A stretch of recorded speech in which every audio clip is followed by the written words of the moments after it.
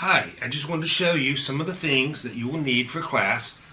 So I'm doing this little video. I thought it might be more explanatory if I could show you exactly what we require for class. One of the things I had on there that probably isn't as important, but you still would need would be, of course, obviously a sketch pad. Here, this has some stuff in it, so don't worry about that.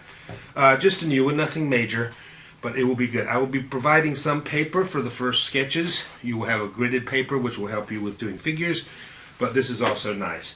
You will need a pad of Bristol paper. Now, this is thicker paper. So, like this. This will be when we get to color renderings, because that is the preferred choice of paper for doing all of our renderings. It's not terribly expensive. This is a real nice one for $10 at Hobby Lobby, but if you take 40% off, it's $6. There are some that are even cheaper at both Hobby Lobby and Michael's. So it's not a big burden of expense. Now, you will need some drawing pencils. If you can see these are not number 2 Ticonderoga pencils that you would use in filling out the little bullets on a standardized test. These are sketching pencils. All sketching pencils have either an H or a B designation. H for hard, B for soft. And the higher the number, the harder or softer it is. So 2H is hard, 4H is harder, 6H is harder, etc., etc.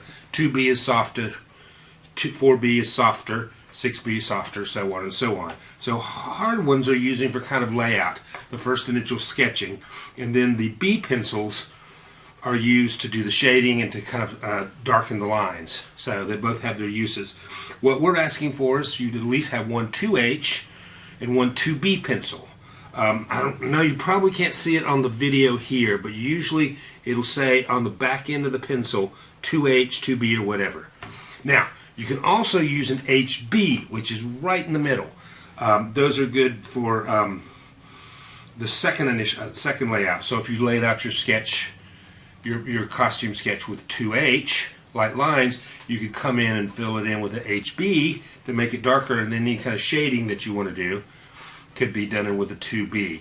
So just think about that. You can buy these individually. You can buy them. It might be cheaper to buy them in sets. There's usually a set of 5 or 6, or even 8, that you can get a good deal on one of the stores I mentioned before.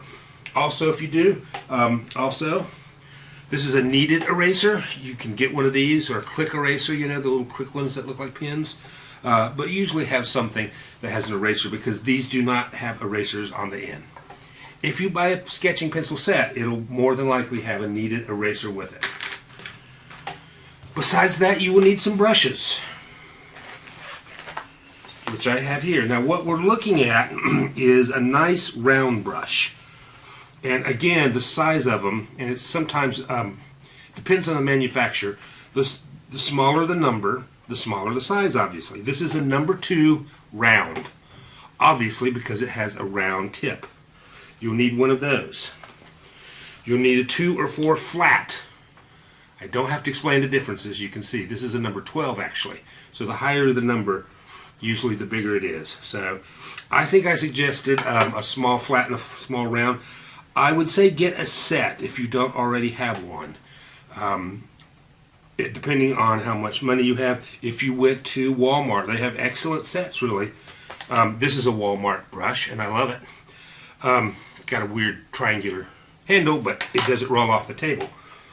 I should put it in the frame. There we go. But get a couple of rounds and a couple of flats. Now, since this is a remote learning class, you'll probably have to get your own paints. Now here, what we use is this brand of watercolor ink, really. I don't know if you can see that. It's called Dr. P.H. Martin's Hydrus Fine Art Watercolor. It's pretty expensive. I'm not telling you to buy that, because you have to get a bunch of different colors, and it can add up. But if you do have a decent watercolor set, you know, the little cakes even will be fine. You might need to get that so you can follow along and paint your costumes when we get to that phase. Now, I think if you are in town or in the area, it is okay to come up here and use the studio to paint in. There's plenty of space for 2 people to social distance, and we will have supplies. We will have some extra brushes. We will have tons of this paint. and others we have watercolor pencils, which I'll go over, and pens. So we have those supplies I'm willing to use. That's why we brought them, so people can use them. And it's a shame they can't. So if you are in the area and you feel safe, you're more than welcome to use those and not have to get your own product. You will have to get your own pencils. You will have to get Bristol paper. You can't get out of that. But with these others, you're welcome to come up here. Just let me know ahead of time and we can set things up so it's nice and clean. Okay, well, I hope this helps you understand what is needed for the class. And of course, please contact me via email or Canvas or whatever if you have any questions about that. All right, and I will see you in virtual class. Thank you.